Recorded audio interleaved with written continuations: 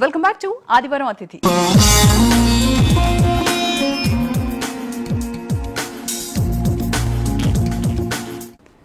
Right. అయితే వంశీ గారికి ఏది ఎక్కువ ఇష్టము, డైరెక్షన్ లేదంటే రైటర్ గానా? ఏదన్నా ఒకటేనండి, అన్నీ మనం ఇప్పుడు డైరెక్షన్ అయితే లెన్స్, ఇదేమో పెన్ను. ఏం చేస్తూ ఉంటారండి మీరు ఖాళీ టైంలో? ఖాళీగా ఉంటారు? అదే ఖాళీగా ఉండను నేను హాయిగా నిద్రపోవడం అనేది జరగదు, పని చేస్తూనే ఉంటాను ఎప్పుడు. అయితే ఇక చక్రి గారి గురించి, ఇళయరాజా గారితో మీ అనుబంధం, గురు శిష్యులు అనివ్వండి, తండ్రి కొడుకుల అనుబంధం, అది వర్ణించడానికి వీల్లేనటువంటిది అని చెప్తున్నారు. అంటే చక్రి గారి గురించి, చక్రి గారితో అనుబంధం. నాకే అనుబంధం లేదండి అతనితో. అవును, వాళ్ళు దృష్టిపడినప్పుడు అతను పరిచయం అయ్యాడు, కొన్ని సినిమాలు చేసాం. ఇళయరాజా గారితో పోల్చకూడదు అసలు ఎట్టి పరిస్థితి, అనుబంధం ఏం లేదు, చాలా మంచి వ్యక్తి.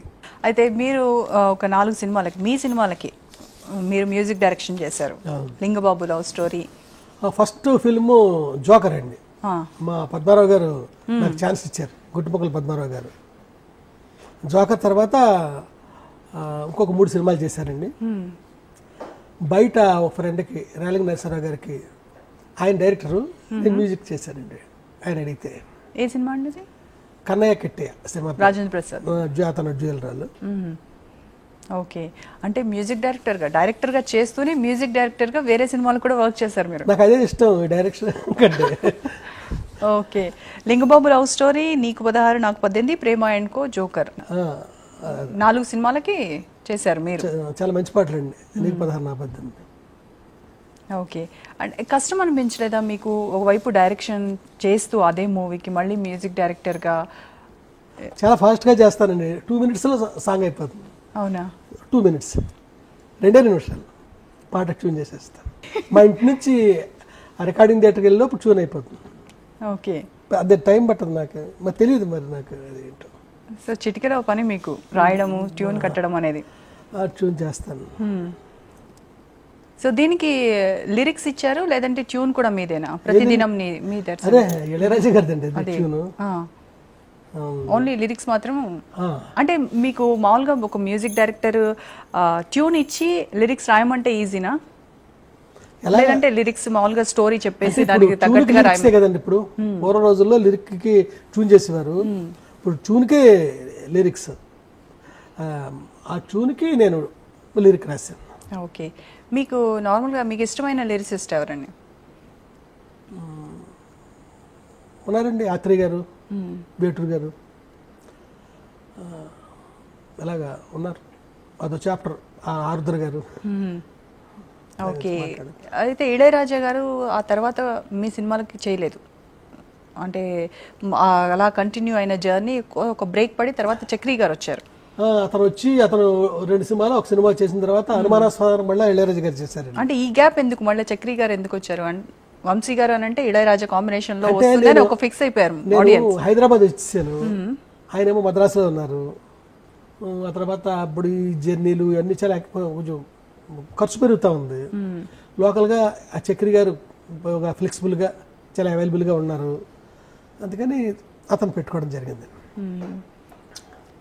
ఒకవేళ అసలు ఈ ఫీల్డ్ కనుక మీరు ఇటువైపు రాకుండా ఉండుంటే ఇండస్ట్రీకి ఏమై ఉండేవారు? అలా నేనేమి ఏది ప్లాన్ చేసుకోలేదండి, అనుకోకుండా జరిగిపోతుంది. అనుకోకుండా జరిగింది. Okay. Me movie wife of Varaprasad, దాని నుంచి కూడా ఒక మంచి సాంగ్ చూసాక మళ్ళీ మాట్లాడుకుందాం.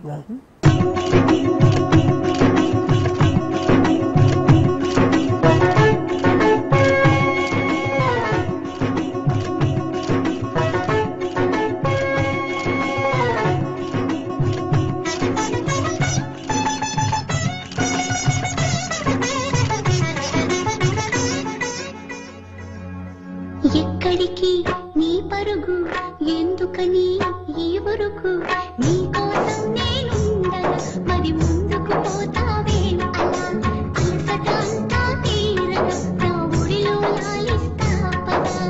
ఆగనిది నా అడుగు, ఎందుకనో నా ఎదనడుగు, ఏమో ఎక్కడ ఉన్నదో నా కలలో కదిలే చిన్నది, నీలో మాత్రం లేదులే నేనన్వేషించే ఆచే.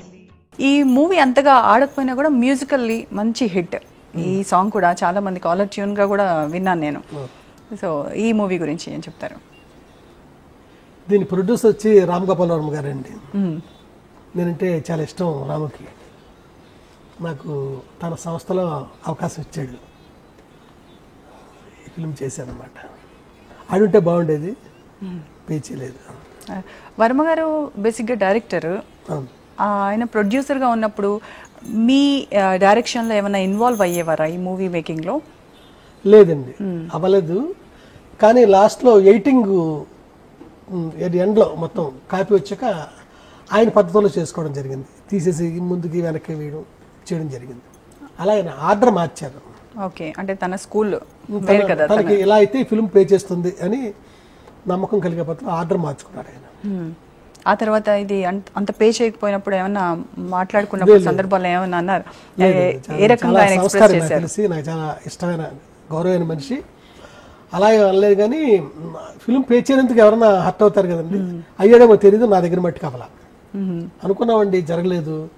ఓకే. సో ఈ సాంగ్ గురించి స్పెషల్గా ఏమైనా మీకు గుర్తులు, జ్ఞాపకాలు అలాంటివి ఏమైనా ఉన్నాయా? మెయిన్ ట్యూన్ వచ్చి నాది. ఎలా అంటే మీరు జోకర్ సినిమాలో వాణి విశ్వనాథ్ కనిపించినప్పుడల్లా ఇదే పల్లవి వస్తూ ఉంటుంది. దానికి నేను మ్యూజిక్ డైరెక్టర్ని జోకర్కి. ఓకే. దాన్ని చరణం కూడా చేసి ఈ సినిమా మ్యూజిక్ డైరెక్టర్ వచ్చి కీరవాణి గారు. కీరవాణి గారికి వినిపించాను ఈ ట్యూన్. నాకు ఈ ఎలాంటి ట్యూన్ కావాలండి నాకు ఇక్కడ ఈ పాటకి. అక్కడ కీరవాణి గారు ఎంత సంస్కారి, ఎంత పద్ధతిలో మనిషి అంటే ఏ అహంకారం లేని వ్యక్తి చూడండి. ఈ ట్యూన్ ఎవరండి చేసింది అని అడిగాను ఆయన. నేనే చేశానండి. ఆల్రెడీ ఎక్కడన్నా వచ్చిందండి ఇది అంటే, వచ్చిందండి జోకర్ అనే సినిమాలో పల్లవి వరకు వచ్చిందన్న అన్నాను నేను. మీకు అభ్యంతరం లేకపోతే ఇది యాస్టీజ్గా నేను వాడుకుంటానండి అన్నాడు ఆయన. సరే నేనేం మాట్లాడలే, మీ ఇష్టం అన్న. ఆ తర్వాత రామ్ గోపాల్ వర్మ గారు చూపించి మమ్మల్ని పెట్టుకుని మళ్ళీ నేను పాటలు వేయడం అది ఎంతవరకు అంటాడో కనుక్కోండి అన్నాను. తనే మాట్లాడలేదు. అలాగే ఈ పాట ఓకే. టేకింగ్ కూడా చాలా డిఫరెంట్ గా ఉంటుంది. అంటే ఎడ్ల బండి, ఎర్ర మట్టి దిబ్బలు ఉన్నాయి, అదంతా ఎక్కడ? పాండిచ్చేరిలో తీశారు.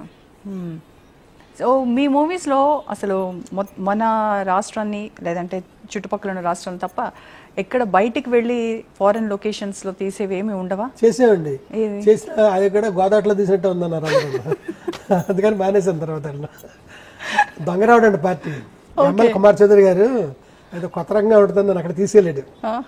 అక్కడ కూడా గోదావరిలో తీసినట్టు తీసి మళ్ళీ ఎవరు చెప్పారు. కానీ ఇప్పటి వరకు మీరు చెప్పేంత వరకు కూడా అది నిజంగా ఫారెన్ లొకేషన్ అని నేను కూడా ఐడెంటిఫై చేయలేకపోయానండి. అంటే వీధుల మామూలు ఏదో డబ్బులు పారేసుకున్న వాళ్ళు తిరుగుతుంటారు మన వాళ్ళు, అలా తీయలేదు నేను. సో ఆ తర్వాత ఇంకెప్పుడు మళ్ళీ ఫారెన్ లొకేషన్స్ తీసిన సందర్భాలు ఏం లేవు? అంటే లేవు, ఉండవని కాదండి. ఫర్దర్గానే ఇప్పుడు కథ అమెరికాలో తీసే సినిమా ఉంది. తర్వాత ఎవరో సజెస్ట్ చేయలే, అక్కడ కూడా రాజమండ్రిలో తీసినట్టు గోదావరిలో తీసినట్టు తీసేయాలని చేసి నిజంగా కామెంట్ వచ్చింది. ఓకే.